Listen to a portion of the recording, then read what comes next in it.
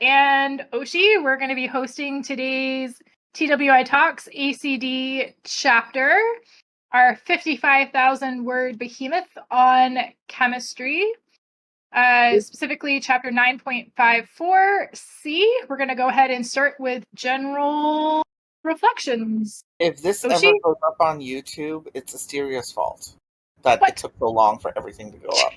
She refuses to let other people help.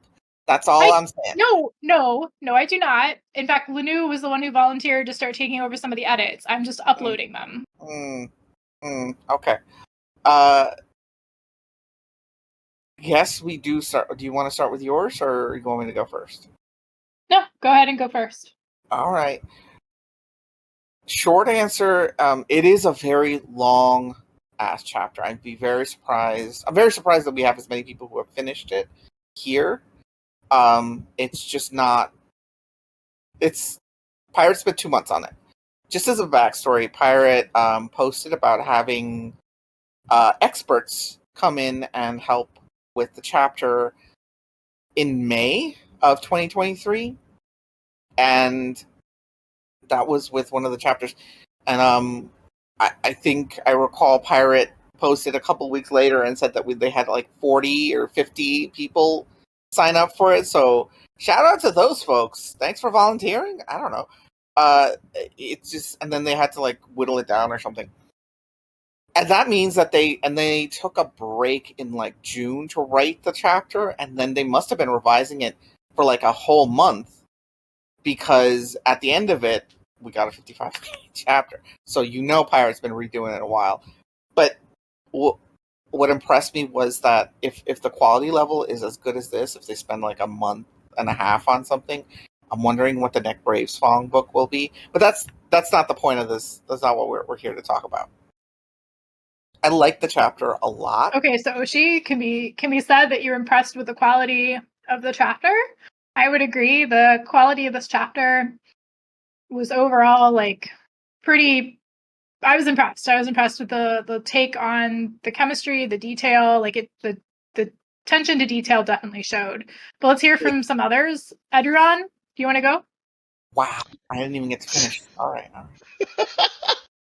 Yeah, I think the chapter was okay. To be honest, the whole science behind the whole chemistry thing isn't really my cup of tea, but it was interesting to see the scientific methods like used on chemistry and on on alchemy, and to see how much effort Pirate really put into this. Most likely, I read the chapter and thought, yeah, it was okay. To be honest, I enjoyed more of the character interactions and what we learned of them more than the chemistry themselves. I mean, we got a few more information about Sellers, and that's always nice. And who? of course, Salus? Salus. Yeah. Oh, okay. Sorry. Oh yeah, and of course the jaw-dropping like last 15 pages or minutes were just insane on lore drops and system interaction. So the chapter went from a 6 out of 10 to an 8 out of 10 for me, just because of the last 15, just because of the end. Always good to see those lore drops. I think that boosts the chapter for every reader. Sidehammer, you're up. Yeah, I enjoyed the chapter. I always love the huge ones. Just lets me sit and veg and listen to my robot read the story to me. I really enjoy that. My program had it at 104 pages, so that was nice. Just a nice long sit through.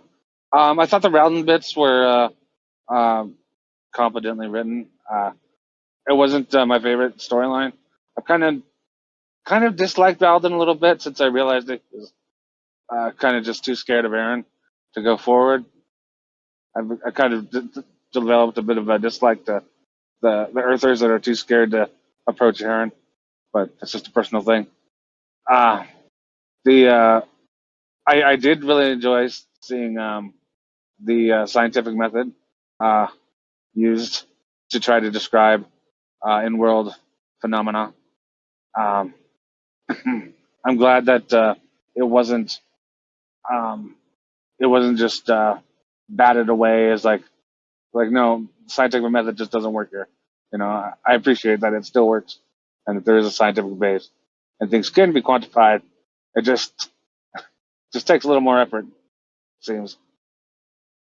So I like the hard magic system of the world basically, and I was enjoying that. But the last few minutes, the skill interactions are the new drops for the lore and the world system, the new skills, the way Aaron interacted with it or even promoted it. That was crazy. There was one last thing. I really loved throughout the thing was I was wondering if Aaron or when Aaron figured it out that Rowden was an Earther, and I appreciated her kind of just slowly. I appreciated his obliviousness to her knowing, and then I appreciated her kind of just blatantly walking him through the Earther rooms to tell him. I thought that was a good, give me a good guffaw. So, yeah. All right. I would agree. The scientific method, it was great to see it in action and not totally discarded. And I like the nod to the fact that it seemed to have existed in the past, was lost, and then, Ralden is bringing it back. So I kind of love that continuity, that nod to the fact that we're kind of at the end of this era, right? I think it was the waning era, and now things that were lost to prior eras seem to be coming back, and the Earthers are really kind of spurring that on. All right, Webwoo, go ahead and wrap us up with general impressions. All right. I just want to talk about the part that no one else is talking about. The best lord in the world, Calidus, was in this chapter, so automatically a 10 out of 10. And I really enjoyed his section. We got to see an awful lot of what's going on with the Assassin's Guild and the Reinhardts, and it seems like he's his own faction, which is, I really enjoyed finding that at the very end. His own specific brand of genius and insanity was really great to experience. And overall, I just really enjoyed this chapter. I feel like it's the perfect chapter for someone that wants to go ahead and mix science and fantasy. So it was a really great chapter. What I really enjoyed, I think, was the pirate took the time. Well, maybe not pirate. Maybe it was the experts or whatever to break down the process in a way that kind of it wasn't boring. Let's be fair. He mixed a bunch of stuff, drank some potions, nearly died a few times, and was depressed. That's what the actual effect looks like if you're just watching from the outside. But Pirate sank us into the thought of how to do the work, why it was exciting, what the puzzle of it was, and from the reaction I read from people like oh god, what was his name? The Pastafarian, the writer of Quill and Still. It's just it was pitch perfect, and that more than anything else was what drew it. Okay, Asteria, do you have the next question up, or are we already in the first question? I'm just preemptively posting because it seems like this is kind of where conversation's going. So yeah, just preemptively posting. Yeah. Okay. How did you? Go for it. So the next, so we're gonna just jump into questions, I guess. Unless we can get. Oh wait. Waiting. 1 second. One of the people listed was Stinke as a beta reader. Come talk to us. Stinke is here. Yes, come talk to us. Hello? We can hear you. Go for it. Okay, yeah. So I think think this chapter is like the biggest one and then the most recent one Pirate's done of these, where they have a large body of research that kind of goes into it, and you can really see it. They've done it before with chapters about Geneva and about other topics as well. And I think even when there are like issues and like difficulties with merging the magic and lore of the Wandering End world with facts from our reality, I think it's always obvious that you can see the amount of effort that Pirate's gone through to research and like build up what they want to go into their world and what goes into those chapters. And I think that's really evident with this chapter. I think A very smart person. I don't care about any of that. You were one of the beta people. Tell us how it went. Oh, you mean just in the beta experience? Oh yeah, I mean what Pirate would sent you us do? the How chapter did it work? like 2 weeks, a little while ago, and then we all gave feedback over different things. Basically read the chapter and then commented on So you got to our see the thoughts, chapter basically. before the edits, Yes, right? maybe the most disappointing thing about this chapter for me was Saturday came around and I was like, well, I've already read the chapter, so I don't have a chapter to read. Now you know what the beta readers feel like. Imagine having to sit while everybody else gets to enjoy themselves. But so you got to read the original, whatever original version of the chapter Pirate wrote. What was like the biggest difference between that and what they inevitably posted? Well, the parts that physically changed the most were the beginning and ends of the chapter, which both got expanded. In terms of content and writing, like the pirate added a bit more onto the entry of the chapter that sort of rolled us into Rawdon's starting this venture a bit smoother, and I think that helped get the chapter rolling a bit better, because originally we were kind of jumping more quickly into Rawdon starting his experience. Well, there's still the front half of the chapter is a bit about his driving, but we didn't quite have as much lead up for why this chapter was happening before. And then at the end, we got all of the massive lore drop and world implication stuff that wasn't in the original chapter before. So Pirate didn't do that initially, so they had to do that. Oh god, that means that they planned...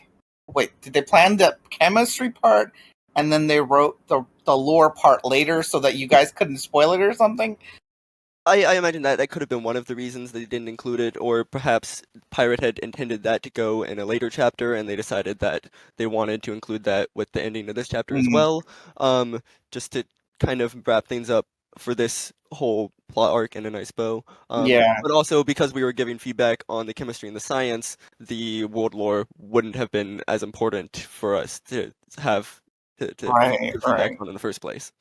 Okay, was there any like particular chemistry thing that was funny or cool, or some kind of change that you saw that was like you guys all helped with and Pirate came up with a cool, like was there anything particular that stood out to you from the changes that you guys end up making?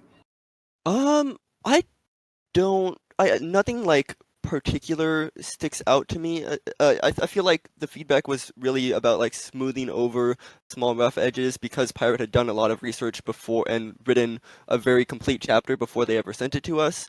There wasn't like anything especially wonky or like large changes to make, so most of the edits were just kind of smoothing things over with little bits of feedback. Did anyone make any suggestions that Pirate didn't use, or that you saw that they didn't use, or anything? I didn't get to see everyone's feedback because we all submitted feedback individually. Okay.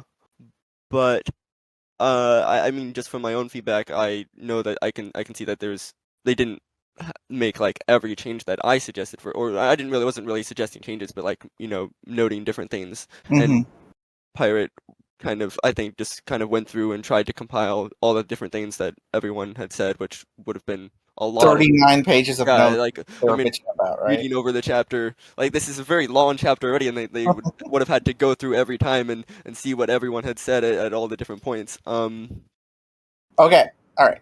Thank you, Sinke. That was great. Thank you so much. I know publicly outing yourself as somebody who has secret access to Pirate Abbott. No, sorry. Joke. Who wanted to? I think Wovu wanted to speak after that. Yeah, I just wanted to say that when I went into this chapter, I was fully expecting to sort of like skim through a lot of the parts that were just going to be like chemistry that I'm like, I don't know anything about chemistry and I'm just going to get to the point. But I was really surprised when I was like taking my time reading through all these long like sections of just Rodon like breaking down, hey, here's a salamander skin, how do I get to the important bits? You know what I mean? And I was just like, I thought I was going to go ahead and skim through most of this chapter, as big as it was, but in the end, I just started reading through it, and I was really surprised that somehow Pirate Abba made it so that I was like, oh, hey, I want to read Raldon's mindset as he's going through each problem that he's encountering, and I just thought that was really well done. Oh, wait. Okay, we have two people who... Okay, hold on. We're going to do this first. The question for this section was supposed to be, how did you feel about the handling of chemistry/alchemy in this chapter? Too much detail or enough to be engaging? That's what Wovu explained. But Kikinola was also one of the beta folks. So do you want to speak, or would you prefer the typed... I read out what you want said?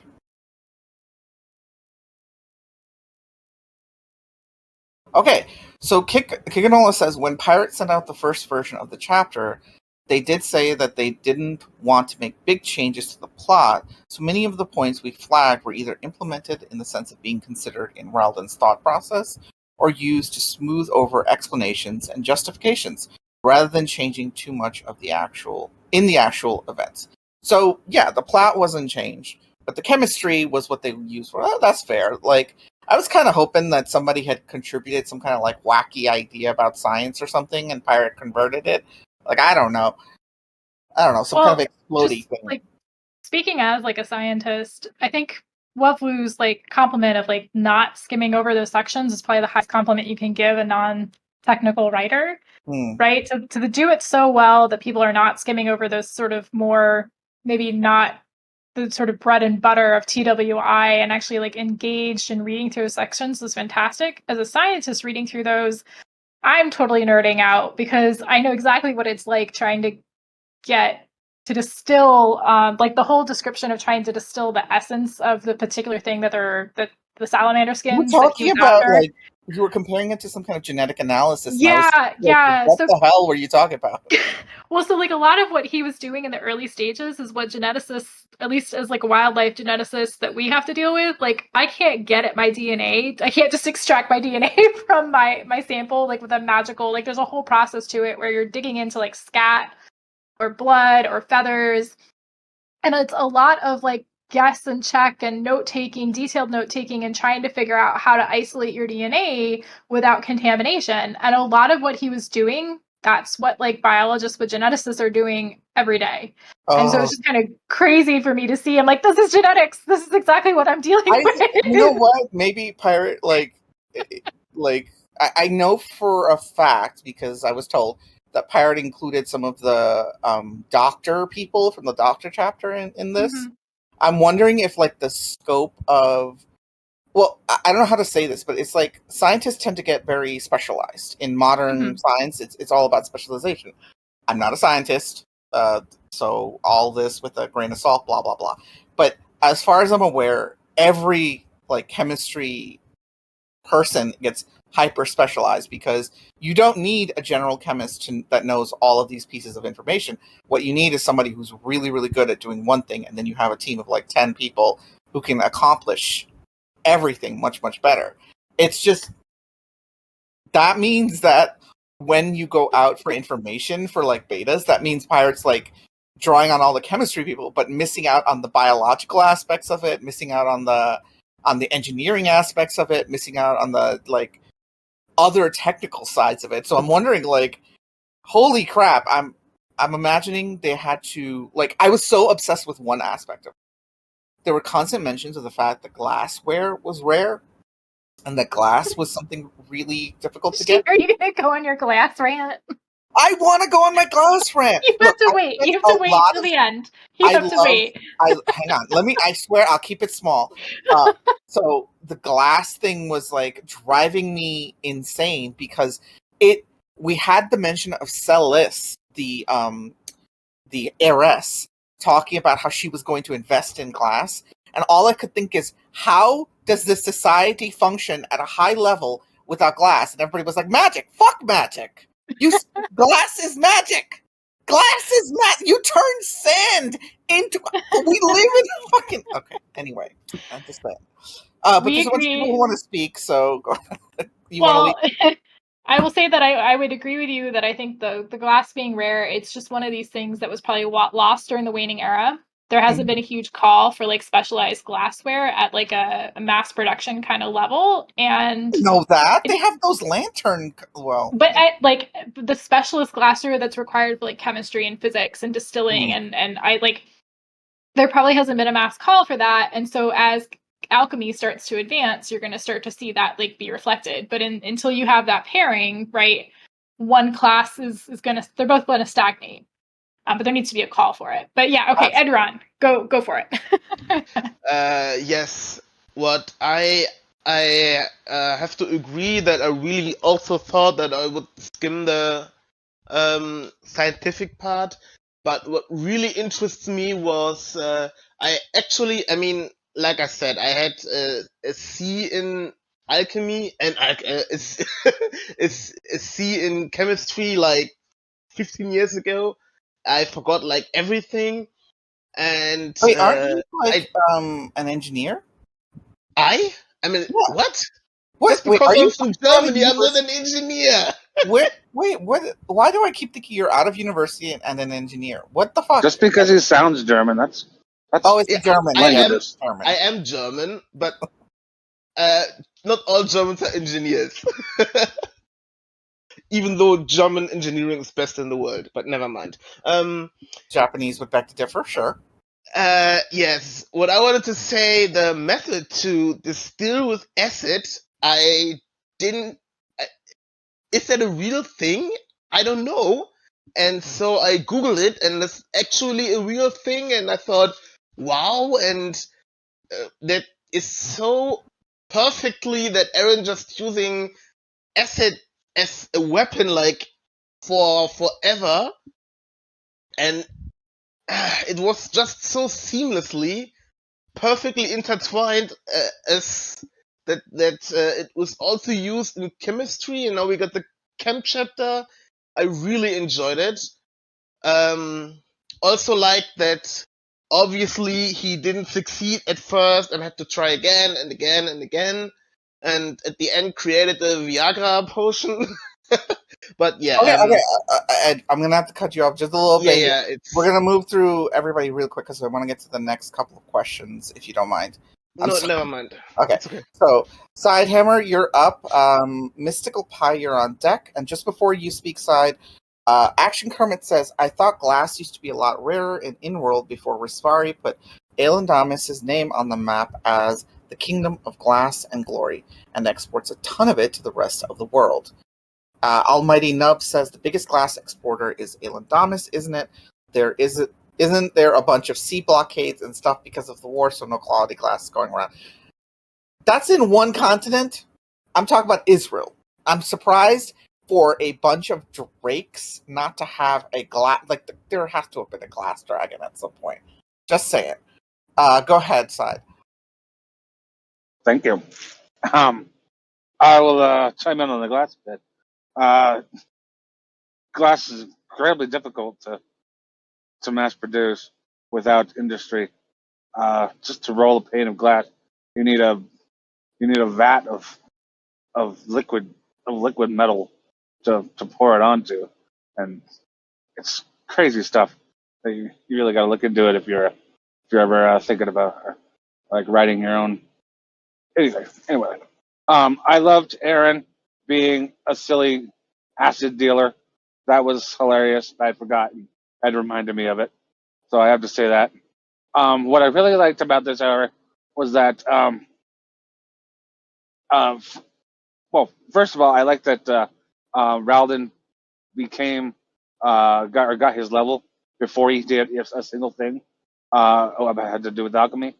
I thought that was really cool that the system recognized his preparations for it, and even that was just made him an alchemist. That was really cool. But I also liked in conjunction or in contrast to that is that he wasn't immediately, just because he had all this knowledge, he wasn't immediately, the next top yet. He didn't just immediately revolutionize everything. He actually had to struggle, and I really appreciated that. That Ziff and Salus had all tried a lot of these things beforehand, which is also kind of annoying in a way because they didn't tell him, and the stupid alchemists keeping their secret things, But That's I really enjoy. Isn't What? that typical though? Whenever you have, even on Earth, like they kept the secret of actual glass making, of how to make Damascus steel, of how to make various things. That is true. Things like that's the reason we have jargon in the first place, is to keep lesser normies out of it. Oh my Doctors, God! Don't talk to me about doctors, soldiers, sailors, all these things. It was a way to protect their jobs from. That's also guilds. It was a way to protect their jobs from high on almighty lords from just killing you and saying, "Okay, I'll get someone else." Because you didn't know how to make a rose window because we kept these secrets. I know how to draw out a rose window. You don't know shit because I actually know the math. But anyways, So it was a good point. But at the same time, I enjoyed Robin having to struggle and get there. He didn't immediately, protagonist it out, and just because he's the protagonist of the story right now, that he succeeded. I like that he had to do it, and I like that Aaron showed him up a couple times too, and that's because that's just what she does, and it was really fun. Mystical Pie, you're up. Yeah, I also really enjoyed the chapter, especially the chemistry parts. They were, I thought, the perfect amount of detail to kind of engage you and like give you the right idea of like the actual chemistry taking place. Like it was pretty similar to a lot of stuff I've also done in wet labs, but it wasn't like so over detailed that it kind of bogged down the story. And I also liked the structure. It was kind of similar to the Geneva chapter, where he had a couple of failures before like finally coming through in the end, but he didn't make such like a massive breakthrough that he like completely changed the world of alchemy, which I also thought was pretty realistic. So I look forward to seeing where his character goes from here. I don't know that his character will go. We'll talk about that in a little bit, but I'm just gonna wrap up real quickly, Yoshi, and I'll read Action Kermit's off. Yeah, if that's all right. Cool. Okay. Yeah. So Action Kermit's comment was, in real life, alchemy was originally surrounded by an esoteric high silence. And alchemy texts are the historical origin of the word gibberish. They used tons of codes and riddles to protect their professional secrets. Modern chemistry emerged when practitioners collectively agreed to share their knowledge. The breaking of that high silence was the end of the alchemy paradigm. So yeah, nice little bit of background there, and it kind of cool to see it playing out in the Wandering Inn. I'll wrap up our question here. I would agree with everyone that the science is very well done. My one or two just small critique would be that there were a couple technical quote unquote I think techniques or names of solutions that weren't fully explained. Obviously, our character kind of knows what they are, but as the reader, unless you have a chemistry background, they're a little bit confusing, and so there needs to be that balance of if you name the technique or solution, there needs to be a little bit more of an explanation or context to give the reader without having to look it up. I think one example was the piranha solution, where that was mentioned, and I'm like, what's this? I had to look that up because there wasn't enough context to explain it. I wonder if some of those mentions were deliberate, though. If it was one of those things where I'm not going to use this, but I'm going to say it to sound smart, just like the Action Kermit was talking about, the high silence. But maybe this was the gobbledygook that that Seidheimer was talking about, where you use jargon a little bit, and it's just to make it more authentic. Right, but just personally, I thought the piranha thing was that was self-evident. If you wanted to speak, you just ping. If you want to speak, just ping as a reminder. That's totally fine to disagree. Piranha was just one example. There were a couple others. That's my very small critique. I think there just needs to be enough context there that those are fully explained. When you do have jargon, you're going to have jargon, it makes sense. But if you're going to have jargon, there also needs to be enough context for readers. But let's go ahead and move on. Oshi, do you want to read off the next discussion question? Yeah. What role do you think Calidus will play in the story going forward? Will he pull one over on Regis or Magnolia? So I'll go ahead and step up and answer an aspect of this question. I was great to see Caldius again. I love his character. I do, as an offside, love the fact that both him and Aaron seem to be feeding their little collection of like rats, or I think Aaron referred to them as, oh frick, what are those trash pandas called? Oshi. What trash pandas? I'm not sure what you mean. The raccoons, yes. But Aaron has like her raccoons and Caldius has his rats, which are the assassins. Anyway, that amused me, but hopefully Calidus will play a strong role in the story going forward. I think he's going to be replacing Magnolia or Regis, or potentially be aligning himself against them. When would I'm excited to see. Okay, first off, replacing? Yeah, I think Regis replaces Magnolia Reinhardt. First of all, I think she's a death flag. I think she's out. No. In all honesty, Calidus's section was my favorite out of the whole chapter. It's that entire section. Calidus's character it's exactly in my wheelhouse. That sort of Pirate says this. Everybody says this about me, that I enjoy people who are in pain. Yes, I do. Calidus is in the perfect level of pain.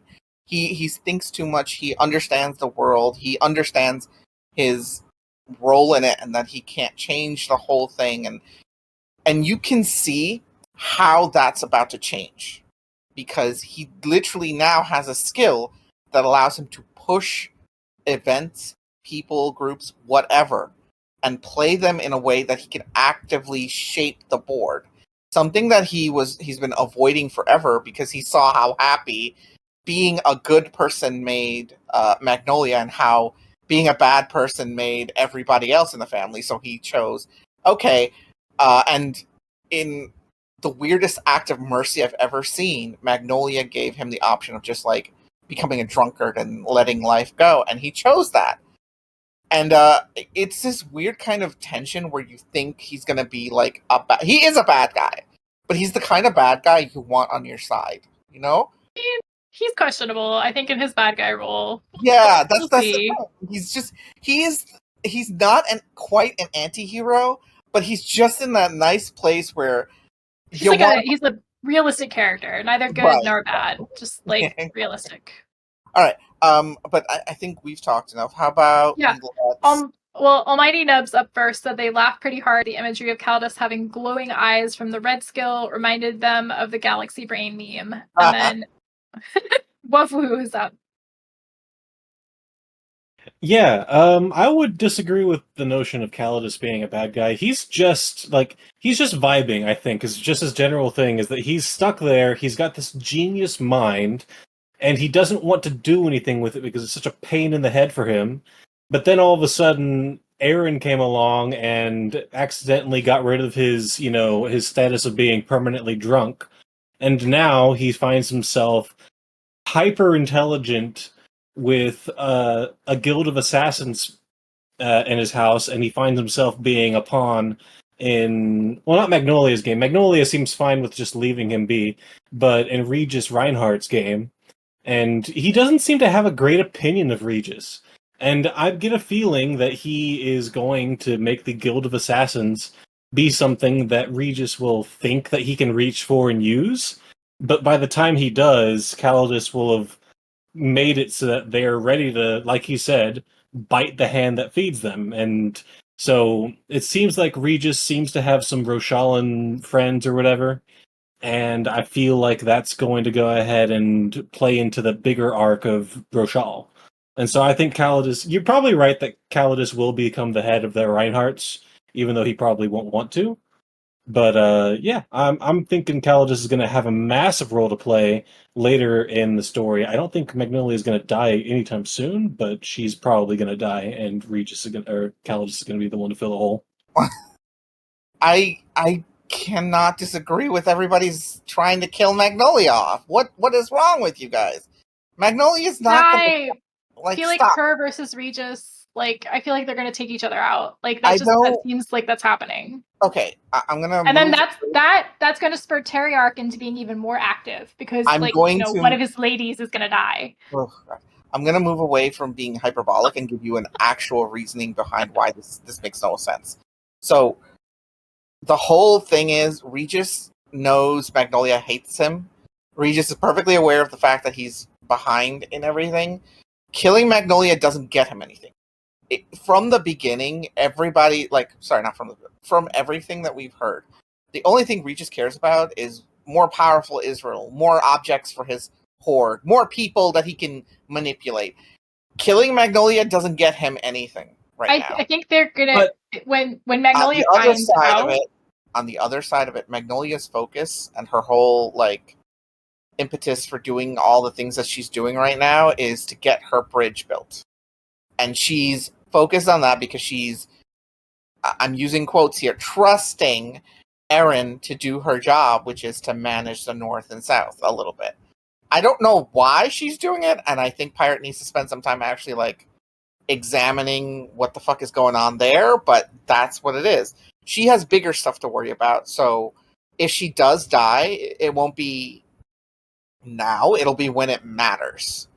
If that makes sense. She'll make her death matter. And there's nothing right now that's happening that Yeah, no, I think it's coming. I don't think she's one of the characters that's going to live to the end. And also, real quick, doesn't Regis not like Drakes? Isn't he Regis a human supremacist kind of? Regis doesn't give a shit. He doesn't like Drakes. He's trying to take over. He's old-fashioned, for all humans. literally. Well, he's old-fashioned, but his Calidus spells it out for everybody in this chapter. The only thing Regis cares about is control, artifacts, control and power. That's it. If he gets more power by making peace with Drakes, he'll do it. But if he gets more power by making the Drakes the ultimate enemy and wiping them out, he'll do that. He does not care about the individuals involved in any of this. He does not care about the societies. They're all just toys for him to play with so he can get more things in his horde. That's it. You have to keep that firmly in mind because that's how amoral and fucked up this man is. Or this ghost is. Sorry. Next up, Sidehammer. Yeah, I think Regis needs to have a visit from a certain necromancer who Magnolia recently, decided to patronize. That hello, snap of his finger, go away. No, I don't see Magnolia going anywhere. Just the sheer amount of logistics and resources that she handles or that she facilitates, that's just something that Regis or that Calidus is not prepared for, does not want, and would probably destroy. So I don't see that. I don't see him taking her place. I do see him as if he were to become an antagonist, which I don't think he is at this point. I do see him being very threatening if he did become that, because he is incredibly intelligent. But he's also, I also find him very entertaining. I finally see the reason between the friendship between him and the sage. They're both mad in their own way, and I like that. It's just we've seen them before, acting before, and we didn't. It's like, well, why am I friends with you? I kind of got that impression. But now we see they're friends because they do this mind meld thing, and they both become crazy intelligent, and I don't know. It's I could see where their friendship came from, and I enjoyed that. And him finding the Viagra was hilarious. He's also just a ton of fun, just because he's completely without social, or he doesn't give no shits about social cues and decorum. Yeah, and but I don't see him. I see him playing a tertiary role or minor role, just out on the side role for a while. Maybe he'll come into play a little bit more when the New Lions are more fully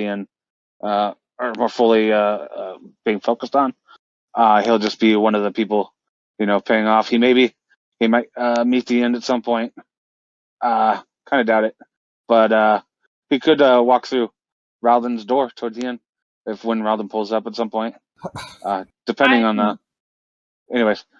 Yeah. But So I one I'll role move that on. I could definitely see him. Are you any more points or good to go, Sidehammer? No, I'm good. Okay. One role that I would love to see Caldas play is actually a romance interest for Aaron. I would laugh hysterically at a scene of him going up to her and propositioning her. I would pay good money for that, actually. I see a Minotaur punch in response to that. Action Kermit says Regis literally can't change. Even his lips are perpetually slightly dry. He can't move for the times that adapts to circumstances, no matter how inappropriate it might become for the present needs of Israel and the Reinhardts. Mystical Pie says they loved Caldius in this chapter and saw him acting as a kind of third party, injecting chaos whenever he feels like putting effort into something. They think his plot will probably have something to do with the Newlands. The Red Skull immediately reminded them a lot of a character from Stormlight Archive. I'm assuming that's another web serial.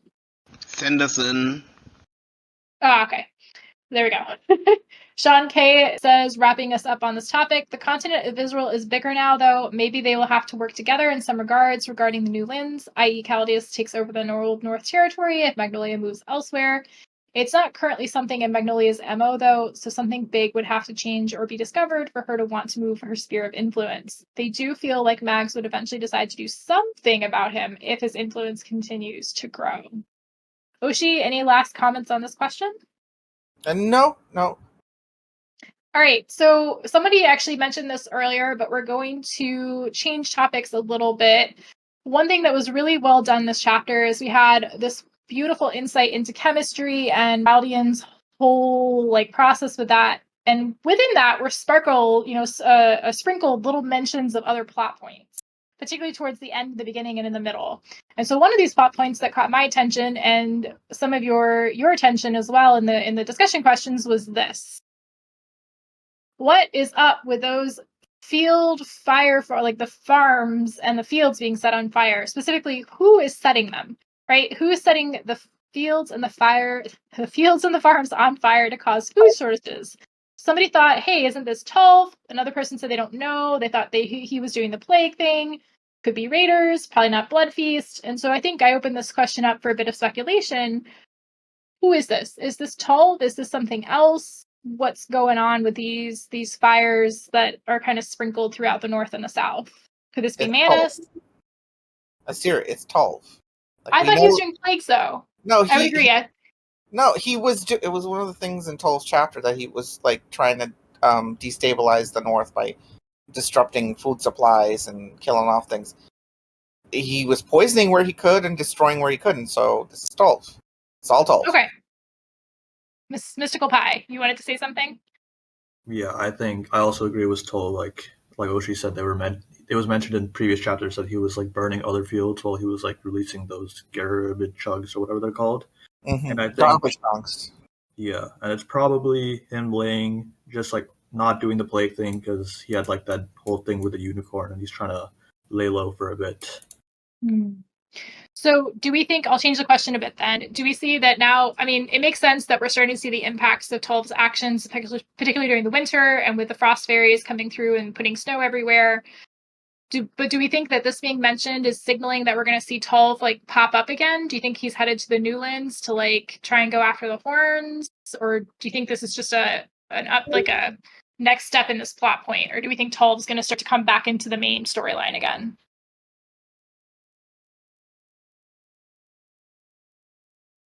Sean K says that they did think it was a combination of the actions of the Drake agents before from hitting the food supply chain a couple months and then Tolv's ongoing doings. Sidehammer, you had some thoughts?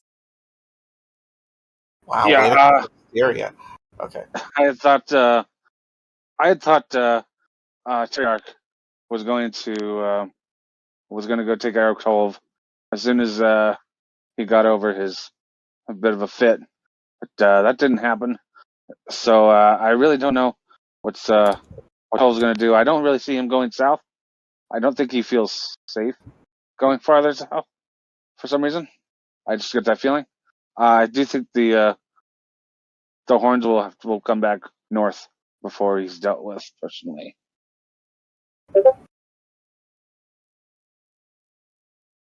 Cool. Yeah.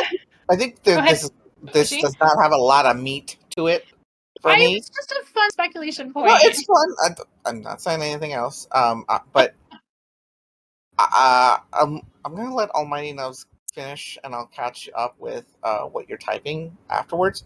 But let's pick a different question. So I wanted to break down the chapter in pieces. We talked about Calidus. We talked about handling of chemistry and alchemy.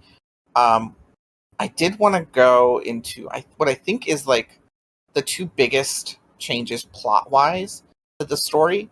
The first will be Salus and Salus's presence in the chapter, especially the section where he speaks to speaks to Ralden in Salus's home. And I'm definitely using the he here because there is a specific question somebody asked, because you guys are all obsessed with killing everyone. Will Salus die, quote unquote, and leave Oniva behind? Did we see the first signs of a death flag in this chapter?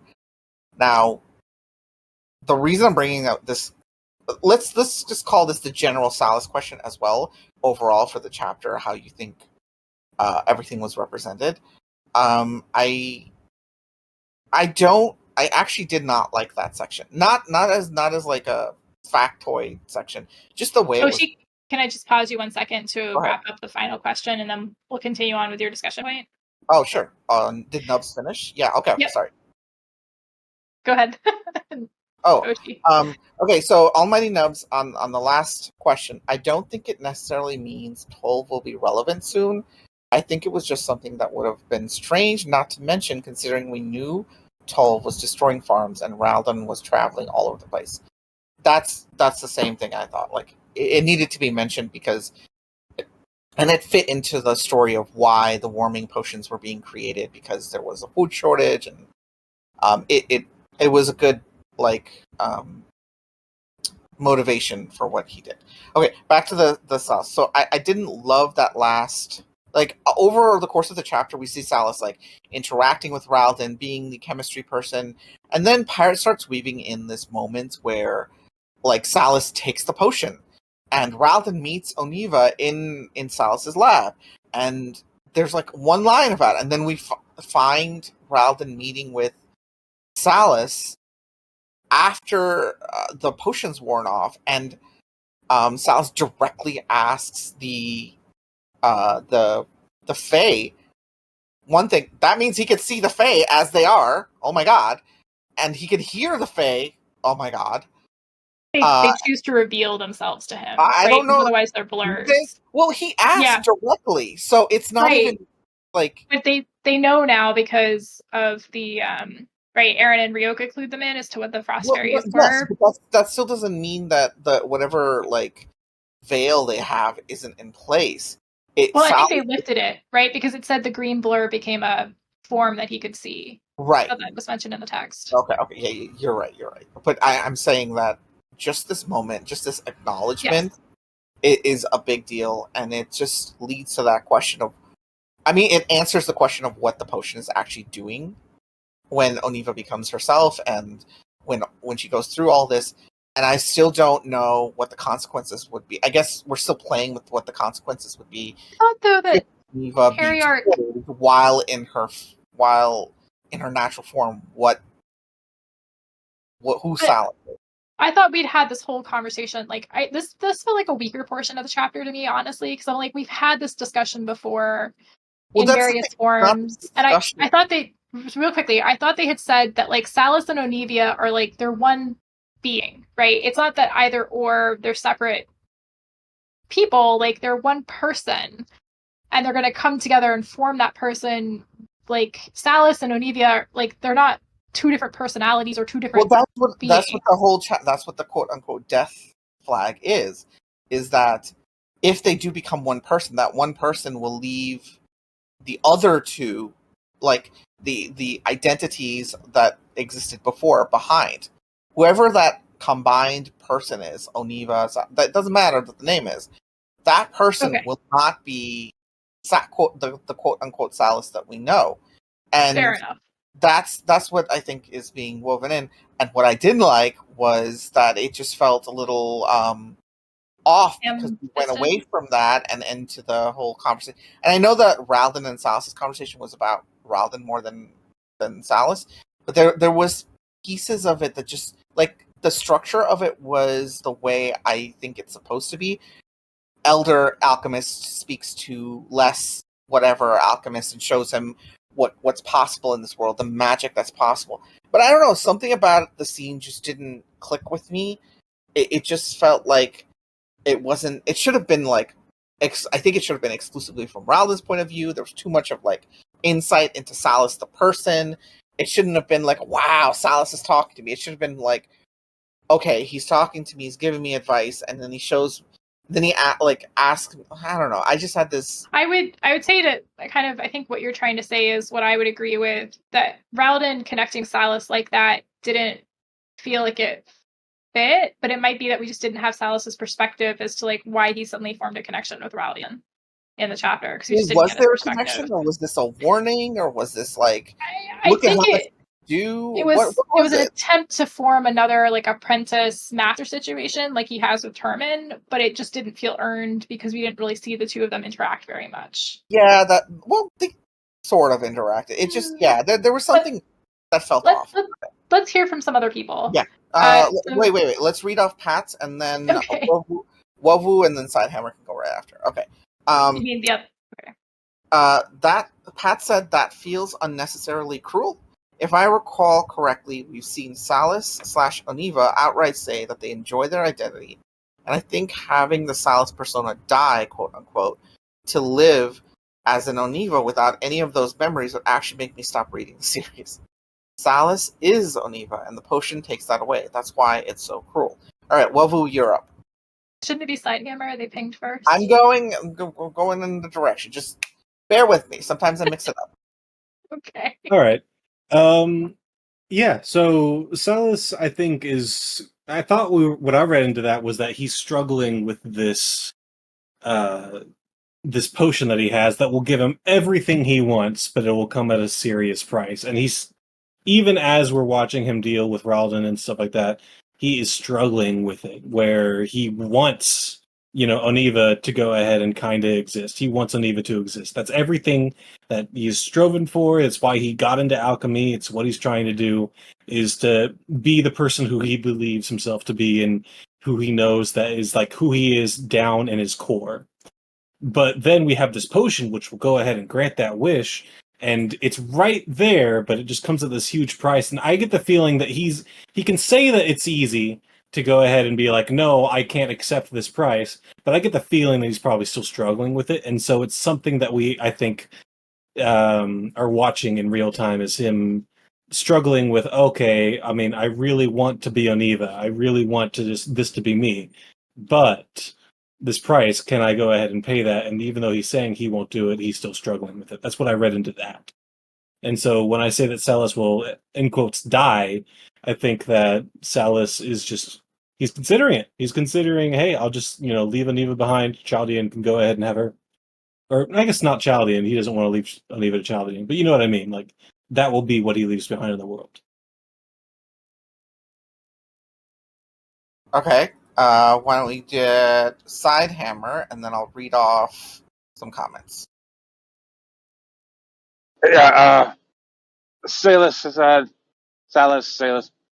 had death flags since first time we met him, since he went into the Hivelands on that mission. He's been trying to kill himself for years. I mean, he just keeps surviving. I mean, he can't be burnt anymore. His skin he can't be pricked anymore. He's just too high level. He's almost, I don't know if you guys ever, there's a character in One Piece called Kaido. He just kind of wants to die, but he's too strong. I kind of picture there's an aspect of that in Salas, in his melancholy, in his depression, in his form of madness, his disregard for his own safety and life. It's very blatant, at least to me. But I don't think he'll actually die. even if he chooses Oneva, I do think he'll have a different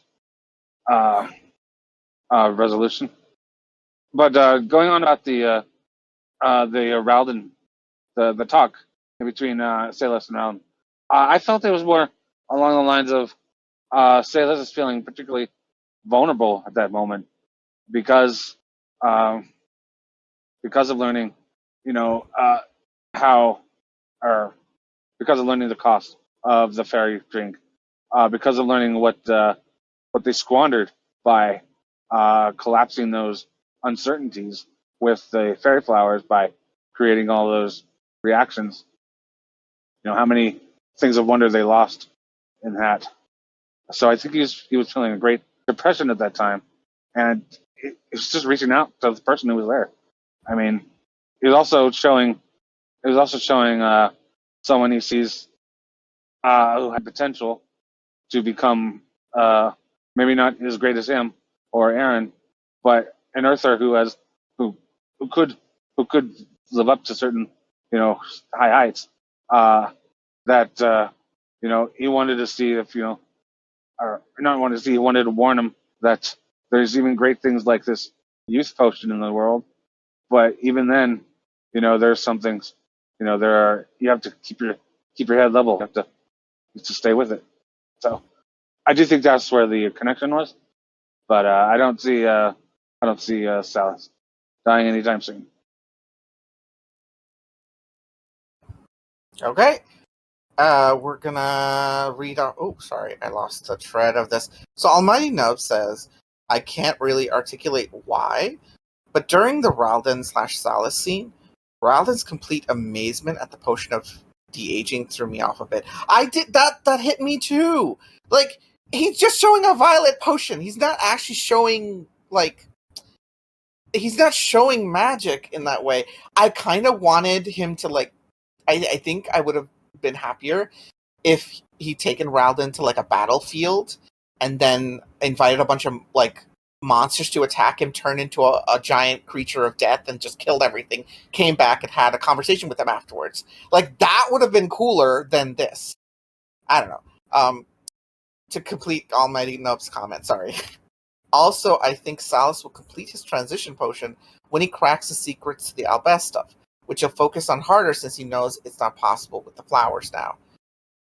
Okay, Mystical Pie says, I think part of why Salas/Ralden's scene felt unearned was because it felt like Ralden had much more rapport with the sage / a crazy Israeli alchemist and even Ziff than Salas. That's true. There were more scenes of Salas being mentor level rather than speaking to him as maybe not an equal, but more on a more of an even footing. Salas felt a little bit one step ahead of Ralden, but that's Salas in general. That's the kind of distance you get from Aaron too, right? It's just Aaron's nicer about it. Sidehammer responds to Almighty Nubs and Ralden said he could actually feel the magic taking away his aging just holding the vial. I feel that's pretty amazing. Okay, so unless somebody has anything particular to add to this topic, I'll move on to the next one. Yes, I have. Eduron needs to speak. Yes. Oh, yes. sorry, I missed the ping. My bad, Ed. Never mind. I personally think that the conversation is totally earned, to be honest, because Salas sees the potential. I think the first conversation, he saw the potential that Ralden could bring to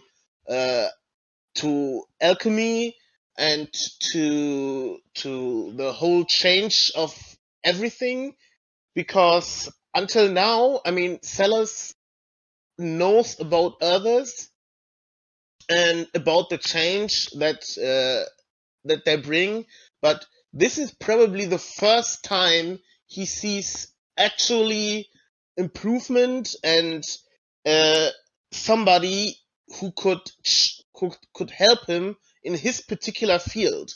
He's at the end of the day, he's still they are still an alchemist, and to see somebody who brings it was shown that these Earthers are like a lighthouse of knowledge, and I think it's totally earned that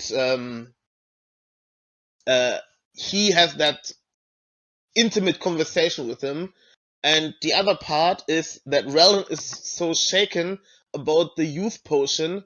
It's honestly, I think it's also totally earned, because de-aging and is something that is I mean, he saw magic, he saw all kinds of stuff right now, but short of bringing up raising the dead and making like people immortal, that's something like it's I don't know much about chemistry or about alchemy, but from all the stories, making people live forever was always a goal of alchemy, and I think seeing that shook him so hard, and that's why he wrecked it so hard, because he sees that as the ultimate goal for like maybe every chemist on Earth. It's making a medicine, making something that helps people live forever, and it's right there in front of him. Of course, he's shaken. I mean, he's a chemist, not a pharmaceuticist, but that's the end goal. Pretty fair. I think one thing that kind of also threw me about that scene was the fact that like Salas seemed to indicate that his one great achievement was this like time reversing potion. But it's like, well, surely you can work to other successes and achievements as well. Like you don't have to just stop there. That it kind of, I don't know, that part of the conversation threw me, where it's like you have to choose a path.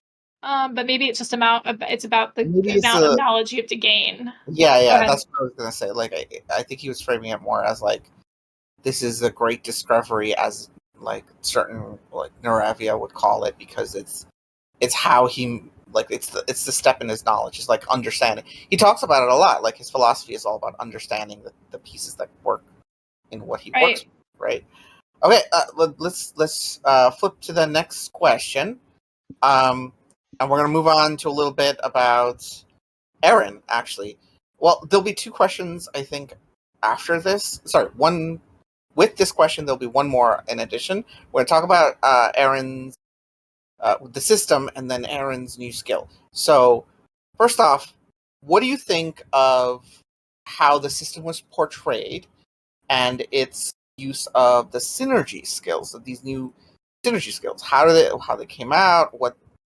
Are you going to type that up, Oshi? I'm typing it out. Yeah, I'm just posting. Literally, that's I had time to type the thing. All right. I'll answer first.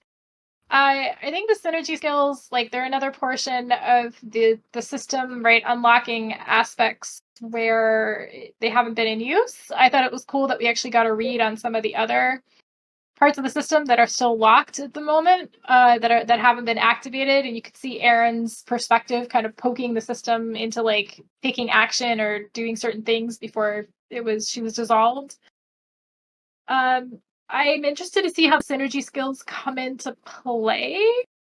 I think it's cool I think it was more interesting for me of how the synergy skills came to be, where Aaron was like, this needs to come into being, you should do this, and the system listened, like directly listened and moved just for Aaron. That was more interesting to me than the synergy skills themselves, unless like the synergy skills kind of come more into importance later on.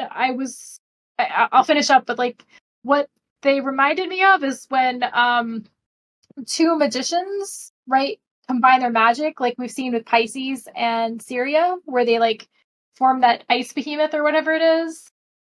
Yeah. I kind of thought synergy skills were already a thing, so I'm confused about how what the magic they were doing with the magic is different than what these skills are, I guess. Okay, let me put out my ideas to answer a couple to your points, and then I'll actually talk about what I was thinking about it.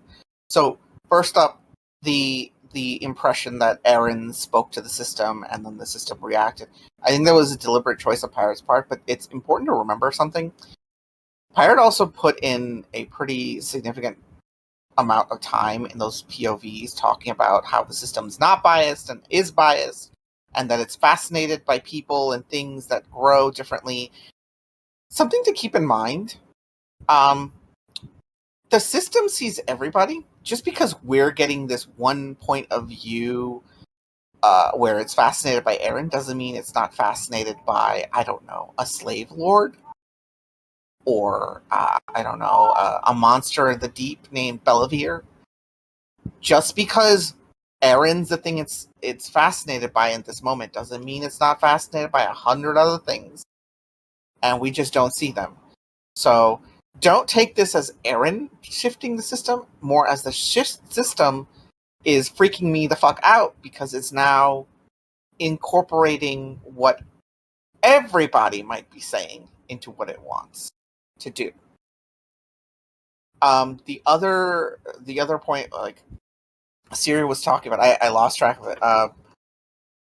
Was like, how did the synergy skills work, and why is it not like the comparison of the synergy skills to like what Syria and these were doing with like, I thought they were like, same thing. I think Pyro will clear this up, but my interpretation of this was that the synergy skills allow a person to have complementary classes and earn like skills and abilities that work in conjunction with each other, because they might gain experience or abilities or powers that don't necessarily apply to any of the one classes you have, but do apply to multiple classes because they overlap.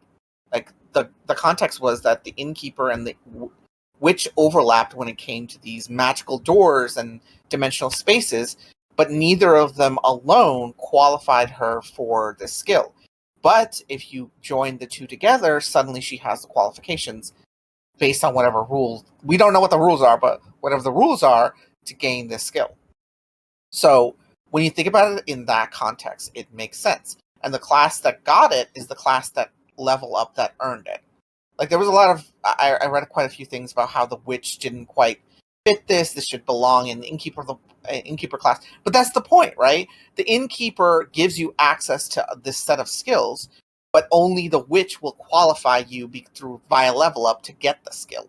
So because it's a synergy skill, you get this skill that wouldn't otherwise be available to you until you higher level. I wonder if the synergy skills then will disappear as classes get combined. That's a question. But I would think that when classes got combined, you still keep the skills. I mean, the classes just qualify you for the skills. You get the skills. Here's why. Here's why. Because remember the section with... I agree with you. Like, you're right. They keep the skills. So then actually it sounds like this would be a motivation to get more classes, right? Not just one class with one skill, because then you can actually have these like other skills you wouldn't otherwise get between the two classes. Exactly. Like now you can actually have one person who isn't super, like you don't have to super hyper focus on one single class. You can take you're basically Kulth, but you know, less whatever. Like you can work in conjunction with each other to gain more abilities and more powers. That's what I think of the system revealing itself. But but going back to what my actual opinion of all of this is, I like the introduction of the synergy skills. The whole, like, it was one of the biggest problems for me from the start of this entire, like, for all of TWI, is the idea that you could not level in multiple classes, and they could not work together. Like, classes had to be exclusive until there were conjunctions and merges and all these things. Why? Why would a class not why couldn't you be like a mother class? Because the system's not perfect. Like, what the fuck? I mean, it just made no sense to me. I just had to sort of chalk it up to Pirate Abba limiting the system's abilities, but now it makes sense. And the other I loved the way Pirate has been developing the system's POV. I know there are folks who will push against the idea of there being an actual POV for the system, that it breaks you like System Chan, Oshi? I do like System Cut, but most importantly, what I like about it is that it's very GLaDOS. That's what I Don't know like that when reference. Pirate makes an explicit attempt to like remove like normal thought process, like emotion tinged thought processes, and then creates this division between that kind of clean, not clean. It's hard. It's like emotionless, just being who's incorporating all this data and handling all these processes, and it like uploading personalities into itself to get perspective. Like, we know one of the big things about all of this is that through Ryoka, through the Fae, is that there's power in perspective. And Right. it's clear here, again, the system is depending on this perspective. But it's also trying to avoid quote-unquote bias without any rule or anything telling it that it needs to avoid bias.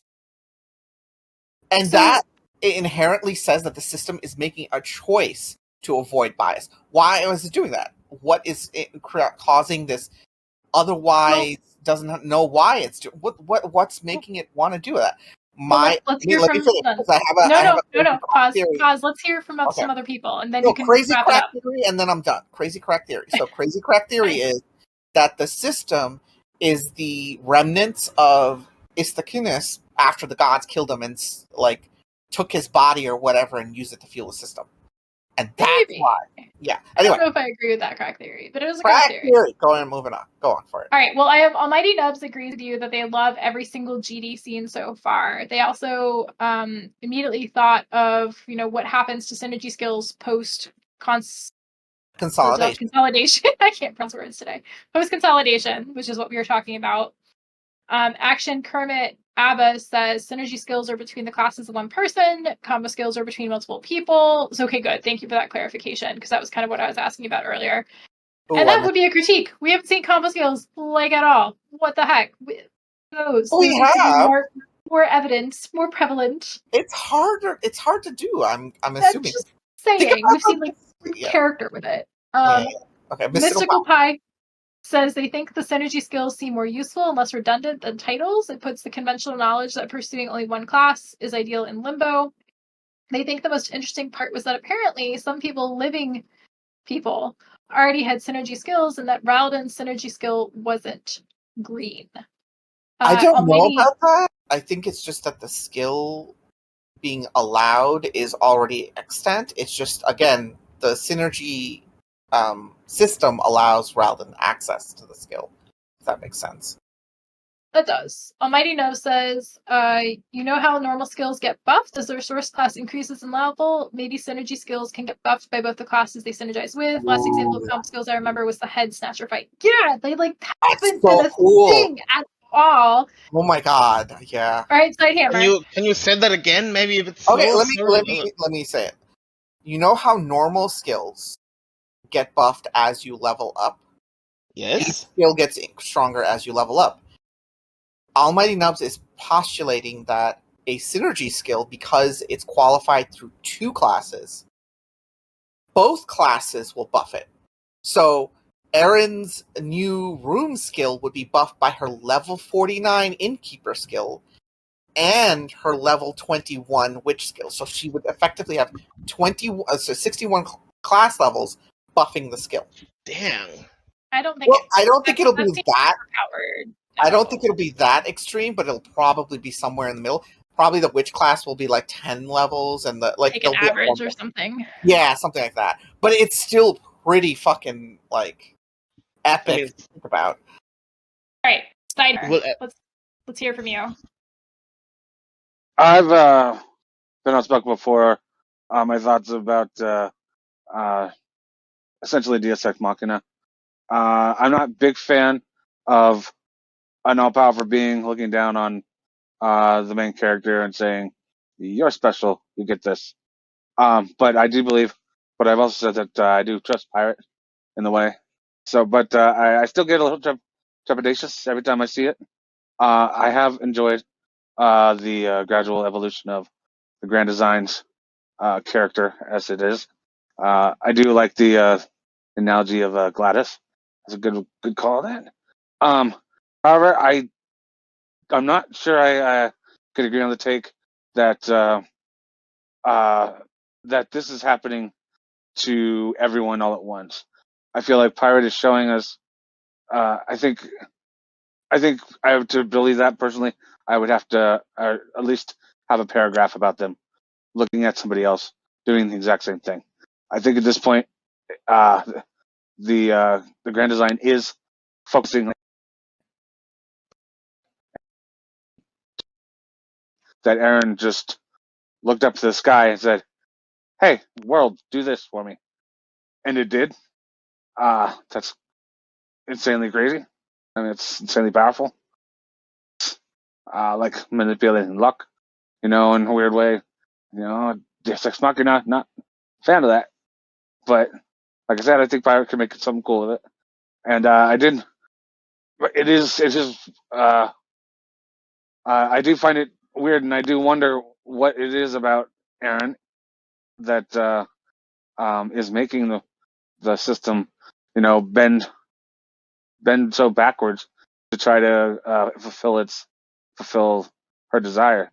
Like, the fact of the matter is, the in or that type of skill wasn't on the table for this level up, so it shouldn't have happened. It should have just been a binary, 1 or 0, But it bent over backwards to give it to her. So I find that really interesting, and I think that's all I got. Oh, and Okay. actually, regarding the synergy thing, I am really disappointed Wiggles isn't here, because he would go off on Kolth being the end all be all of everything. Okay. Sure. We're gonna.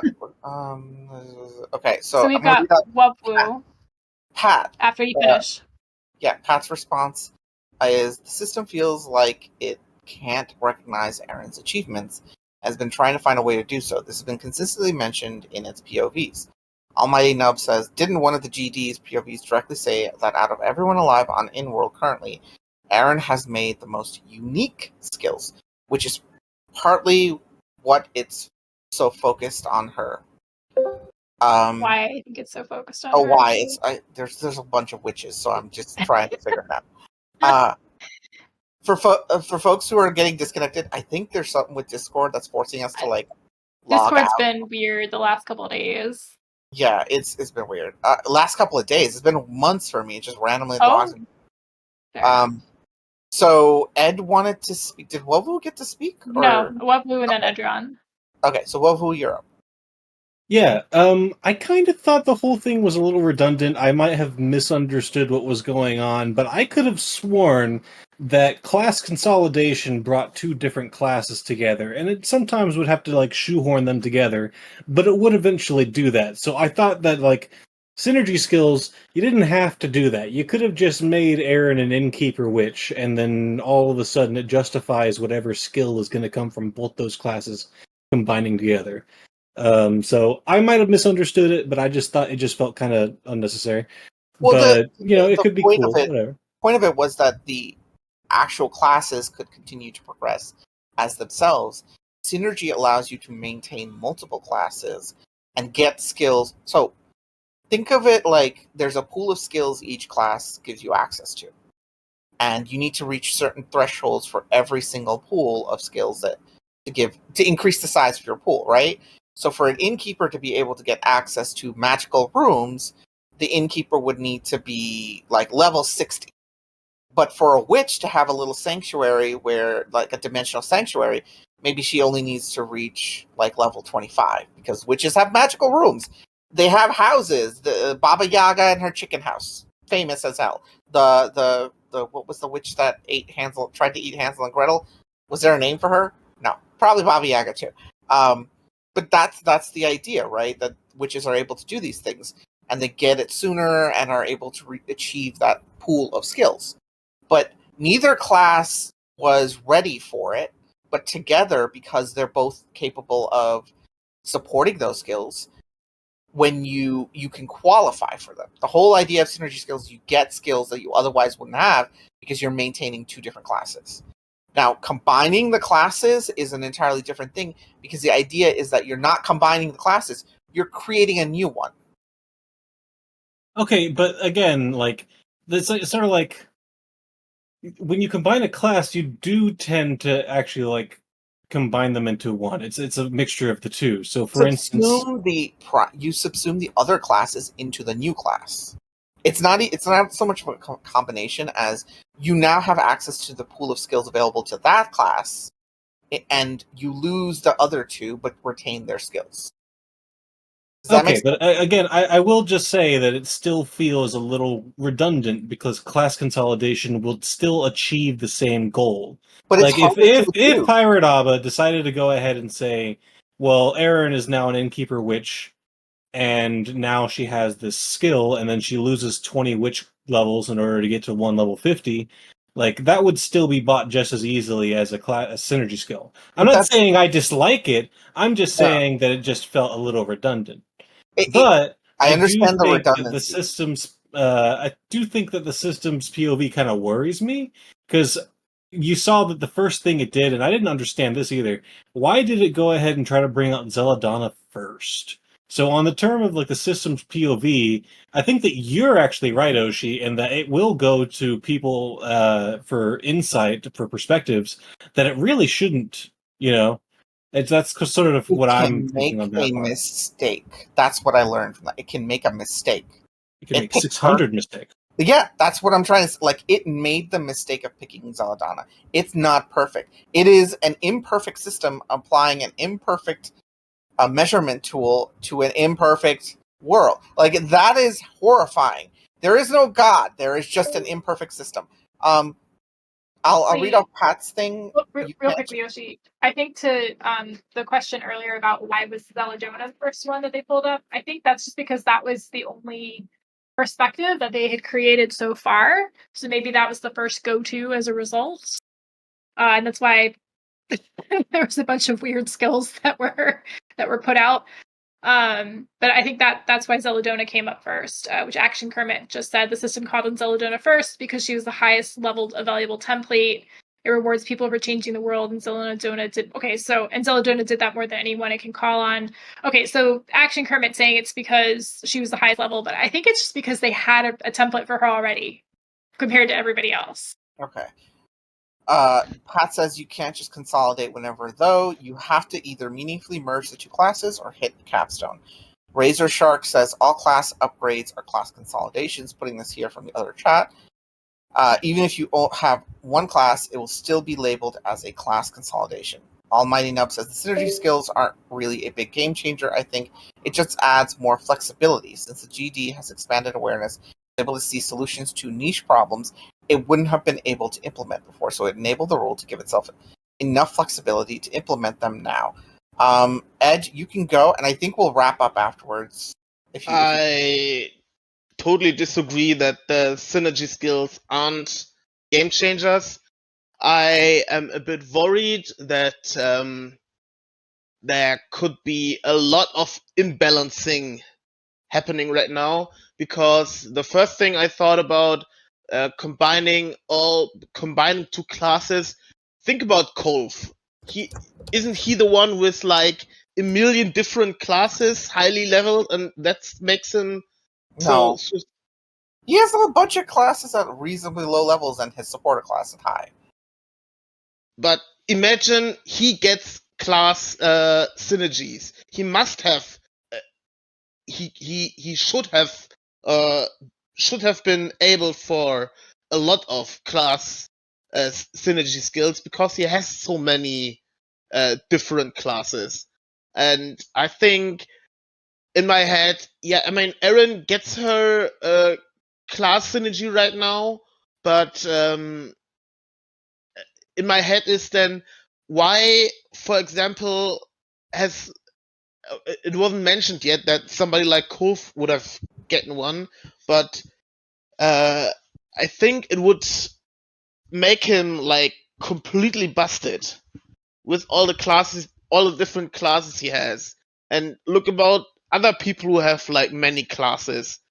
I think Lynette has many different classes and she's proud of them. Bird has many different classes and he's also proud of them. I mean, this class synergy is, has the potential to completely break everything, in my opinion. And I don't know That's really if hyperbolic. You want to explain that a little bit?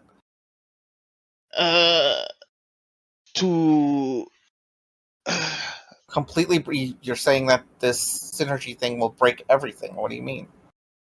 I mean that it could create, or maybe should create, skills that could, like, early on, we don't know exactly how this class consolidation works. I mean, it was mentioned that a goblin has gotten a synergy with Clay and, like, Warrior, No. Nope. or was that something else? Or Read the section. Just reread the section. She didn't get the clay skill. What happened was Zeladonna personality merged with the system, and the system started granting skills that Zeladonna would give to people. all right, So all right. Yeah. Yeah. Okay. I'm gonna read off. Oh, are you still got stuff? Yeah. Just my explanation that we don't know how class synergy would work, but we know many people who have many different skills who should probably get a class synergy with them, and that should make them, like, completely broken, or even stronger than they already are. Should is a hard question. Just because they should get something doesn't mean they will. I'm gonna read off a couple of people, then Razor Shark can speak, and then we'll wrap up if you're okay with that, Asteria. Asteria? Yep. Sounds good to me. Cool. So Pat says, I'm pretty sure Kolth only has one class that lets him use the skills of other classes. To quote, skill gain. As a function of his supporter class, Kolth can gain class skills of the people he journeys with. From the wiki. Action Kermit says, I thought Leonette consolidated all her classes into Worldly Princess. Yes, she did. Sidehammer says, Kolth is actually actively cultivating synergies and has been for a long time before they were a thing. I'll note that Kolth's synergies are explicitly for the skills he gets from other people. He doesn't actually get or take other classes, I don't think. We never even mentioned another class. Razor Shark, you wanted to speak. You're up. Yeah, sorry for coming in like so last second. I didn't know that the time No, was it's okay. moving Go up. for it. All right, so I'm assuming the discussion question is based off on the synergy stuff, right? I'm going. Well, I'm not going crazy. if you scroll up, what it is what do you think of the synergy skills, and what did you think of the system POV section of this chapter? Okay, so first for the synergy skills, I think what hasn't been brought up is that most people, or almost everybody, we don't know, consolidate all their classes, or almost all of them, at level 50, right? Yeah, they'll Yes. consolidate multiple classes Well- on them, but they usually still have like multiple classes. Like I know nobility, you know that you level up faster if you only have one class. You're going to make me be So- pedantic here. That's not true, because what the Koros said is that all classes consolidate at 60, and that 50 is sort of like the watershed moment between being a normal person and being like changed by your class significantly. The best recent example would be Ceci, who lost her faith. Yeah, there you go. Okay. So 60 is the one you consolidate all of them. Okay, Yeah. cool. Okay. So my thing is that for the majority of the world in Inroad, as we know, most people don't know that you can like level up faster with one class. Everything, unless it was changed in the rewrite. Like No. Choke thought that the Slayer man thought that you leveled up slower the older you got. So a lot of the world had like multiple different classes. Gnolls specifically are known for getting multiple classes, and it takes a while for classes to like consolidate. Yeah. So it's a huge thing for the world at large, because now people will be getting skills that they might not have otherwise have gotten. Certain classes will have been way more incompatible for a longer period of time until they did something crazy where it all consolidated together. Or they just have so many classes that are consolidated to worldly, like Leonette. So it's very interesting because it has a very widespreading impact, but not for the royalty. It's very much a more impactful thing for the layman people, for nodes, for all the like different like poor, different other lower class civilians in their world, right? And that's really huge because it changes the dynamic of power a bit, not hugely, not entirely, right? Mm-hmm. The ability to get really high level with one class is still phenomenal. So that's great, right? And then on the system POV section, I thought it was fascinating, but my thing was, I think I was arguing it in the Patreon chat that like the system doesn't have morality at the current moment, right? It sees everybody equally, right? We're all the same here because we all have levels, woohoo, right? I don't care if you're a slaver or a rapist or a or a worldly person or an abbot. You're all equal in my eyes to the system. But as it takes on the personalities of different templates, specifically we saw Zelodana and then Aaron, it biases the system even when their POVs leave. The bias is still there implicitly just based off how it changes them, even when they leave it. Yeah, they're not going to start making everybody have like blade skills or like attack skills because like of the influence of Zelodama, but it still influences the system. Mm-hmm. And it's interesting in such a way that I think eventually it will lead the system to being more biased against certain classes in the long term. Like if it kept like, let's say, for some reason, randomly, it just kept using Aaron's template, whenever it wanted to make a complex decision, eventually Aaron's bias against slavery or against any of these other classes like that will implicitly bias the system, irrelevant of what. Hang on, to redirect a little bit here. Was that the implication of the POV, though? I thought the implication of the POV was that the system found an exception, used these templates to try to figure out how to get around the exceptions and the problems it's receiving, and then was left with like a tiny nugget of impression from Zelodana and from Aaron that is now incorporated in its decision making, but it doesn't necessarily like. It's not going to do it it's not going to constantly do it, is what I'm trying to say. It's not going to constantly do it, but right. Given the longevity of the system, like, I'm talking about, like, over a period of time, because we're only so far into the story, especially from seemingly more and more complex decisions ramping up, that the system will be getting more biased as time goes on. So right now, it's just like no bias, everything is equal. But I was arguing with the patient that it's seemingly going to go into a way where it is getting biased. It is getting a sense of things that it likes. It already has it that it doesn't like things that don't level, specifically the gods, right? It doesn't understand them as much, and it doesn't understand rules in the system itself and questions it. And now, very slowly and very minutely to it, it is being biased. Well, it isn't is there changing. an inherent, like Pirate lays out the inherent solution to that? It's not, there are literally rules written to prevent bias. Yeah, but as we also saw, it could loophole shit. Well, that's what the rules were meant to do, prevent loopholes, right? That is why I thought Pirate wrote that section out. It's not active yet because the system doesn't think it's necessary. But if the system is what it does what you're saying and becomes over time more and more biased, it notices its own bias. That's why it removed Belladonna. So at that point, it would need to activate those rules that prevent bias, right? I thought that those rules were already in place, right? No, it said that they're inactive. That's what the section said. Like, it's an inactive part of the system that was never, like, it was created by Istakinus, but it never got. It's like titles and stuff. It never got activated. Okay. All right. I thought that it was like the whole thing that there will always be levels or removal levels, and then there were rules written in most files that it obeyed because that's what it said. Well, yeah, that those exist, but the parts where it talks about things that are inactive.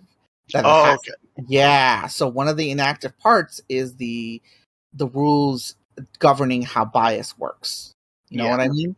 And so long as that is still there, my thinking is that this is why it's allowing minute amounts of bias to happen, because should there be too much bias, it can just go in and go like, okay, things have changed too much. I'm going to trigger this new rule that changes stops the bias, right? Okay. All right. I get what you're saying. Thanks for clearing that up. Yeah, Then my mind goes to the next thing. It can get to a point where it's so biased that it doesn't think to like turn on those rules, regardless of whether it knows that it can. It could get to that point. True. That's definitely true. It could get to that point where it's like, man, I really am biased. I should turn off these biases, but I don't. I think that's very. Yeah. I actually have to go. We have to go. Like, I gotta take minutes. Sorry, we gotta wrap. That's fine. Siri, you want to wrap us up and then close Craig?